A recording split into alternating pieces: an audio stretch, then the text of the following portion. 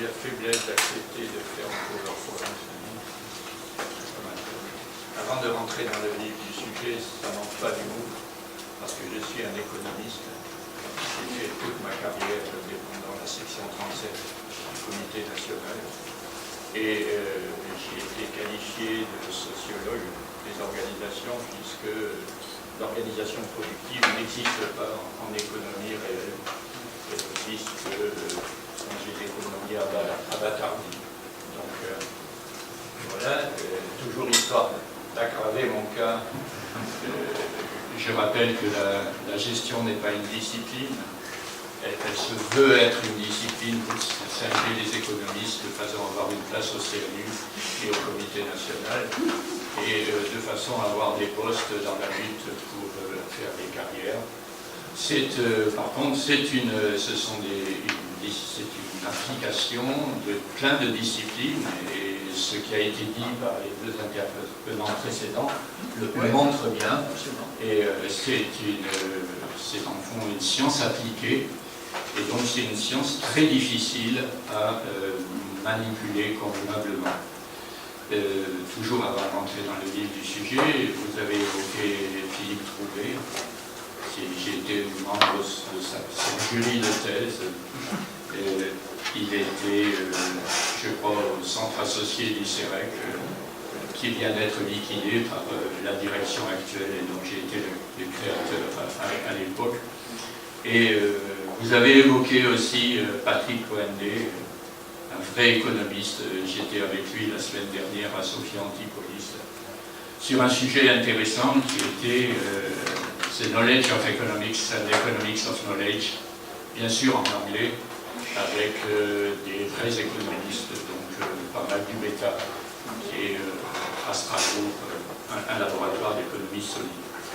Alors j'ai essayé d'appliquer ce qu'il m'a été demandé, et donc j'ai commencé par indiquer que j'avais une thèse, c'est mon premier slide.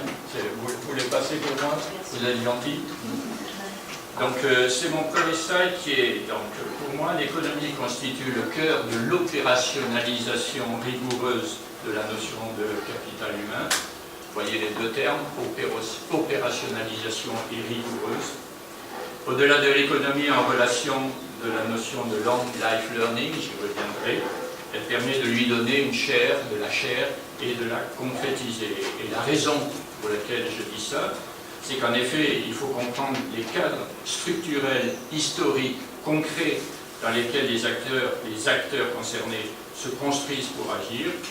Il nous faut donc construire des bases réelles de leur rationalité d'action, avec leurs moyens, leur ambition, leur légitimité, leur lutte et leur déshérence, qui font quand même partie pas mal de la gestion. Vous voyez bien que, du coup, la sociologie n'est qu'une composante de l'approche, puisque la science du politique est également importante. Alors, premier rappel, allez-y, sur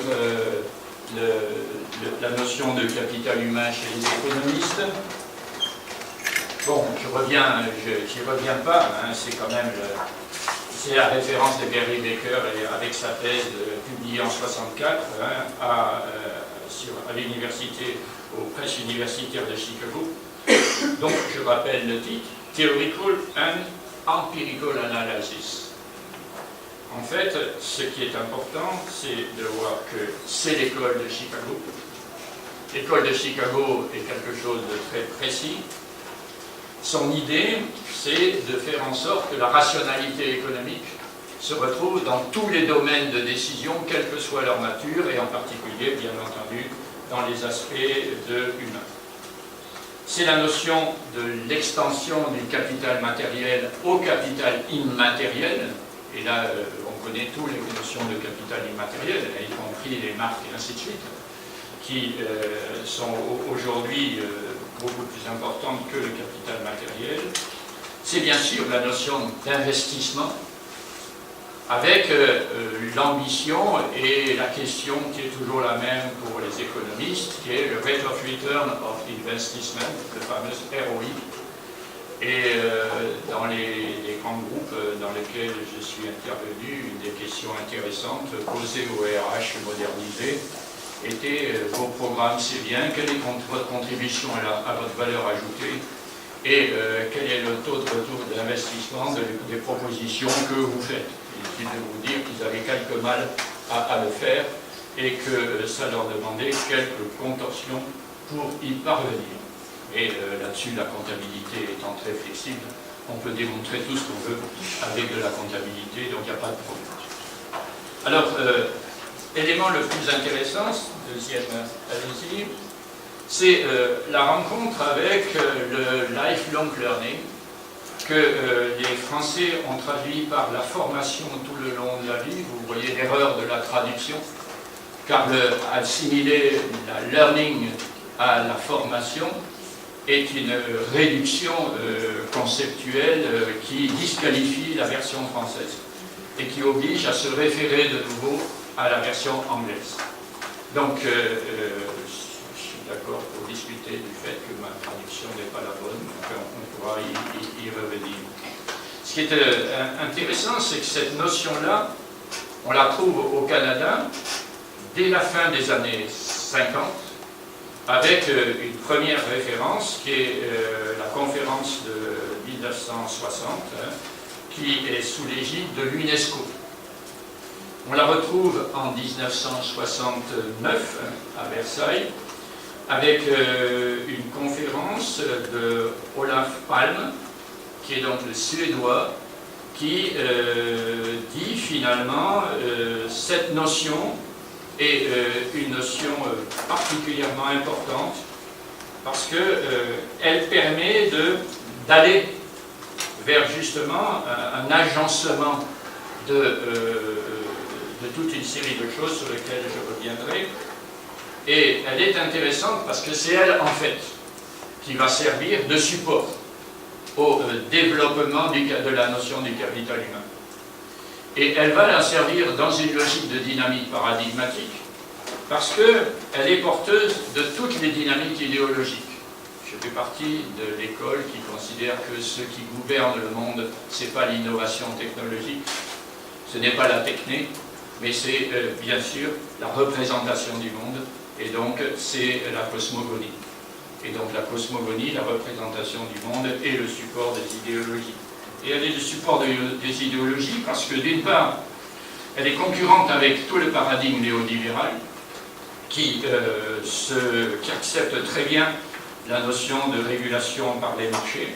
Et de ce point de vue, le capital humain et l'école de Chicago sont les porteurs mondiaux du développement de ce paradigme.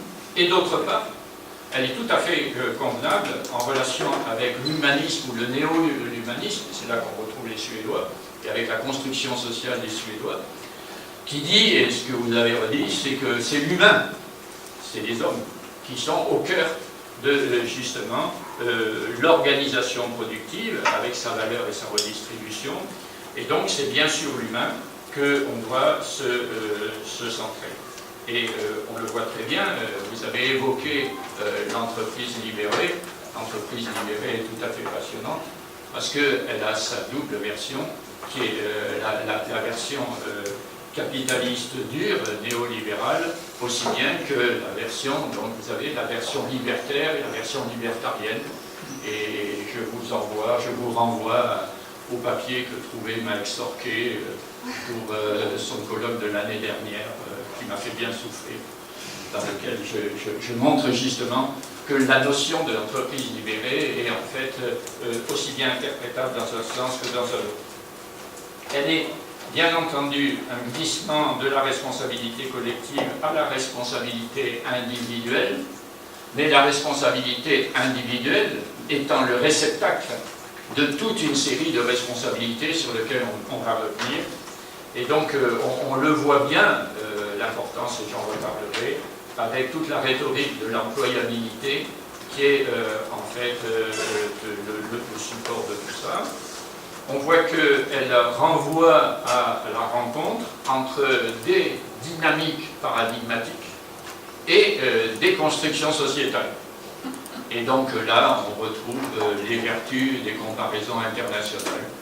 Je rappelle que j'ai fait 25 ans dans un laboratoire d'économie et de sociologie du travail à Aix-en-Provence, dont les fondements des approches sont massivement les comparaisons internationales, avec l'ouvrage de référence de Maurice Cellier-Sylvestre sur la comparaison France-Allemagne dans les années 80. C'est l'époque où je suis arrivé au labo. Voilà. Donc on va y revenir. Alors l'apport de la sociologie. C'est la suite. Alors, le premier rapport de la sociologie, ce sont des concepts indispensables aux acteurs. Alors moi, ce qui me frappe, c'est le caractère absolument mou des acteurs concrets dont vous parlez, les gens d'entreprise, qui utilisent des mots. Les mots sont pris dans n'importe quel sens. Il n'y a pas de concepts qui sont derrière, et donc notre premier rôle est de mettre des concepts derrière les mots. Alors, quand même, pour le plaisir, je suis allé regarder ce que disait Wikipédia en ce qui concerne le capital humain. Alors, vous allez écouter, le capital humain est l'ensemble des aptitudes, talents, qualifications, expériences accumulées par un individu qui détermine en partie sa capacité à travailler ou à produire pour lui-même ou pour un marché. C'est pathétique. Alors, on arrive à autre chose de plus sérieux. Par exemple, les sociologues ont travaillé sur la déconstruction du capital humain entre capital humain générique et capital humain spécifique, dont on voit tout l'intérêt, par exemple, quand on s'intéresse à la formation professionnelle, avec toute la question de qu'est-ce que sont des compétences, on va y revenir, des compétences, des savoirs et savoir-faire génériques, c'est-à-dire transversaux, et quels sont ceux qui sont propres à un métier ou à une activité ou à un autre, qui renvoient à ce moment-là à l'adéquation formation-emploi. Et donc, quand on travaille, comme j'ai été pendant 10 ans au CEREC, avec la formation et les inspecteurs de l'éducation, de la formation professionnelle, quand on travaille par exemple sur qu'est-ce que c'est que des polyvalents, qu'est-ce que c'est qu'une formation de polyvalent, on voit bien que si on n'est pas capable d'avoir une conceptualisation un peu solide de savoir générique et de savoir spécifique, on ne peut pas s'en sortir. Deuxièmement, on ne peut pas s'intéresser à la sociologie sans Pierre Bourdieu, n'est-ce pas, mon cher? Et donc, Pierre Bourdieu a parlé du capital social. Le capital social est tout à fait intéressant, parce que justement, il élargit la notion de capital à la construction sociale, et on va y revenir. Et du coup, on voit bien que la traduction en termes de concret a été l'introduction des savoir-être comme étant des éléments susceptibles de rentrer dans la sélection et l'évaluation des personnes. Je rappelle pour l'histoire que le premier qui ont introduit des savoir-être en matière de positionnement pour le recrutement a été Airbus à Toulouse, que les syndicats ont attaqué la rentrée de ces savoir-être comme des critères et que Airbus a perdu. On l'a prié parce que c'était trop des constructions sociales et donc du coup c'était des constructions idéologiques. Sauf qu'on revient, le capital humain et tout ce que vous voulez, c'est dans une société. Et donc si on considère que les savoirs et savoir-faire sont indépendants des constructions sociales, on est hors du coup. Aussi intéressant, et que vous avez écouté, vous avez tous utilisé le terme de compétence. Et le terme de compétence, c'est deux choses. Du point de vue de l'éducation, c'est des savoirs en acte. Et donc, vous avez eu plein de littérature sur la lutte entre la signification de savoir, savoir-faire et compétence. Et donc, il ne faut plus parler de savoir, parce que seul est important le savoir en acte, parce que c'est seulement ça qui intéresse les entreprises. Les entreprises se fichent des savoirs. Ce qui les intéresse, c'est la mobilisation des savoirs dans le cadre de l'activité professionnelle. Je rappelle que la compétence, la notion de compétence, elle arrive en France avec les accords ACAP 2000, Usinor-Sassidor, hein, donc sidérurgie, années 90, le moment où on a commencé à déconstruire complètement le taylorisme, on rentre dans le post-taylorisme, et le poste qui est lié à la qualification n'est plus considéré comme l'élément de référence, puisqu'on déconstruit les postes avec tout ce qu'on appelle la polyvalence, la multivalence et ainsi de suite, à tous les niveaux. Et puis, on sait bien qu'aujourd'hui, on considère que la compétence est dépassée, puisque tout le monde commence à utiliser le vocabulaire des talents. Et donc, le vocabulaire des talents est très précis, il a deux sens. Un sens qui est « je ne prends que les bons et les très bons ». Et donc, voilà, les bons et les très bons, eh bien, ils sont déterminés en France par les signes qu'attribue l'école, n'est-ce pas? Les grandes écoles de management, pas les moyennes, hein, les vraies, les grandes, celles du concours, du premier niveau de concours, ou les grandes écoles d'ingénieurs, et puis attestées par des façons d'entrer, ou la définition de talent telle que les sociologues sont en train de la reconstruire, qui est en fait, ça rentre dans la capacité à mobiliser ses compétences pour les mettre en relation avec d'autres, dans le cadre de ce qui est une gestion de la coopération et une gestion de la mutualisation des savoirs, renvoyant justement à une évolution du paradigme qui est vers un paradigme de la créativité et de l'innovation, et donc renvoyant au dépassement du learning by doing, du learning by using, et bien entendu de knowledge management. Et donc on voit bien aussi qu'elle apporte des éléments, et c'est mon slide d'après, voilà, et donc elles apportent des éléments permettant de faire des analyses paradigmatiques et des analyses d'inscription de ce paradigme, de la dynamique paradigmatique, pardon, dans les constructions sociétales. Et donc on voit bien tout ce que apporte justement la comparaison internationale en la matière.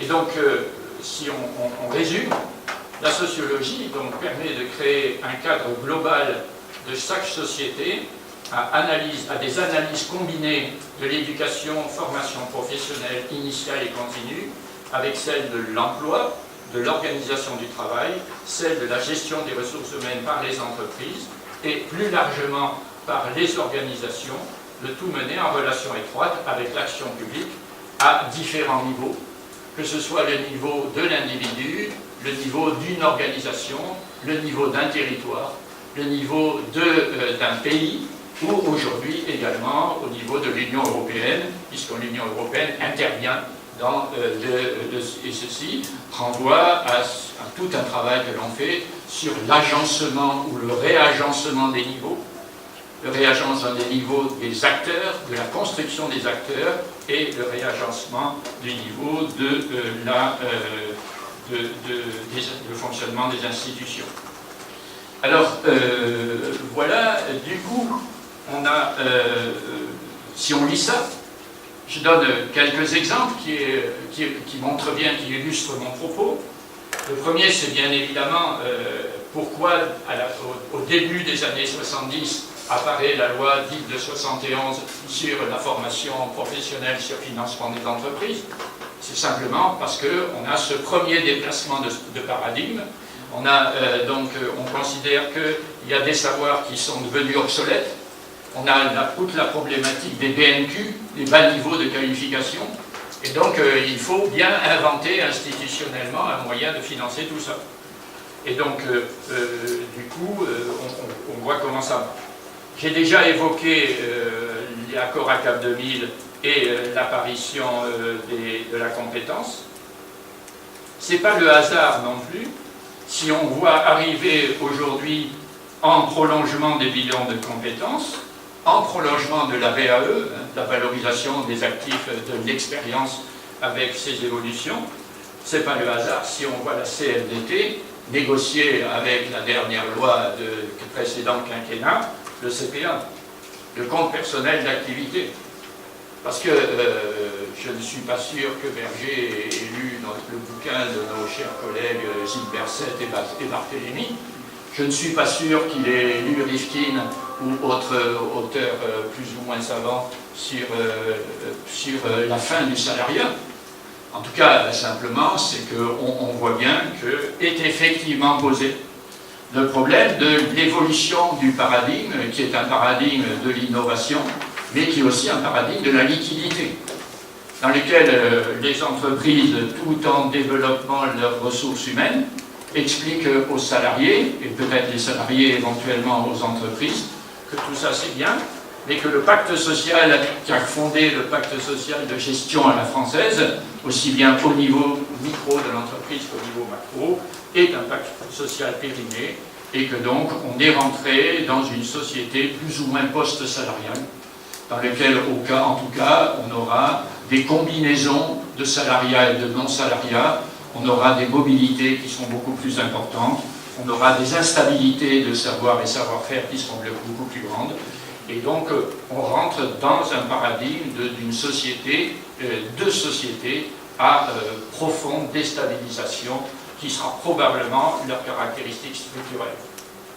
Et pour finir, pour le grand plaisir, étant un observateur de ce qu'est le système d'éducation-formation en France, nous observons, donc je suis rentré sur le marché du travail au CNRS en 1965, donc ça fait quand même 50 et quelques années que je suis ça, en association avec un autre qui porte le même nom que moi, mais pas le même prénom, qui s'appelle Philippe Diribar, et donc nous regardons dans les différents pays ce qui se fait, et donc c'est fabuleux, le discours et les pratiques autour de la place de la formation professionnelle, la place de l'éducation et de la formation professionnelle à côté de la place de la formation continue, ce qu'est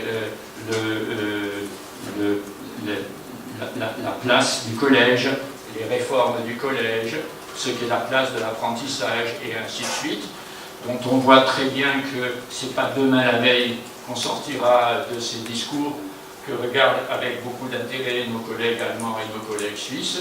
On n'en sortira pas parce que la construction sociétale française est une construction qui rend congruente la manière dont justement les acteurs sont incapables de transformer le système qui devient de plus en plus obsolète par rapport aux réalités. Et donc c'est quand même fabuleux de voir aujourd'hui comment l'apprentissage est en train d'être repris au niveau Bac plus 3, Bac plus 4, Bac plus 5, voire éventuellement pour les doctorats quand il n'y a pas des chiffres. Donc on voit ça. C'est aussi fabuleux de voir des entreprises comme par exemple Hermès qui refabriquent de l'apprentissage parce que tous ces savoirs et savoir-faire relevant de métiers un peu fins, Hermès dit, moi il faut 5 ans, il faut 6 mois de premier apprentissage sur les gens qui ont les aptitudes, et il faut 5 ans pour maîtriser le métier. Et donc on voit réapparaître des vieilles notions qui sont congruentes avec les transformations paradigmatiques actuelles. Et le travail des scientifiques, alors là je reviens à tous, que ce soit aussi bien les économistes que les gestionnaires ou les sociologues, le travail des scientifiques par rapport aux praticiens, c'est leur dire, quand vous utilisez des mots, utilisez des concepts derrière. Je vous ai entendu parler, moi je travaillais sur les technopoles, je travaille sur tout ce que vous voulez en tant que système d'innovation, je suis conseil pour faire d'un territoire un territoire innovant sur le Pays Basque Sud, autour du surf et des sports de glisse de l'océan. Moi j'amène la conceptualisation de tout ça aux acteurs, parce que c'est notre travail à nous. Parce que les acteurs utilisent des mots qui en fait sont des mots valises et qui fait qu'ils ne peuvent pas s'entendre. Et pour finir, je suis responsable scientifique d'une start-up qui a repris ce qu'est le travail à l'époque de Michel Serres avec, au moment où Édith Cresson était Premier ministre, hein, qui est parti du principe que les connaissances des gens sont des connaissances qui vont très au-delà de ce qu'ils ont appris dans le système éducatif ou de formation formelle, les connaissances viennent de la totalité des processus de socialisation et que finalement on a une restriction du marché du travail et de la gestion dite des ressources humaines qui sont des restrictions extrêmement fortes parce qu'on n'a pas compris que finalement il fallait reprendre les personnes dans leur construction sociale globale. Et donc finalement c'est ça ce que les sociologues disent aux économistes, c'est que finalement votre conception à vous, quel que soit le caractère génial de vos modèles, même si vous avez une économie aujourd'hui, des conventions et ainsi de suite, même si vous avez tout ça, vous êtes incapable de faire le lien avec la réalité du monde tel qu'il fonctionne dans les différents pays, les différentes entreprises. Voilà ce que je considère comme étant l'apport de la sociologie à votre débat savoir. Merci.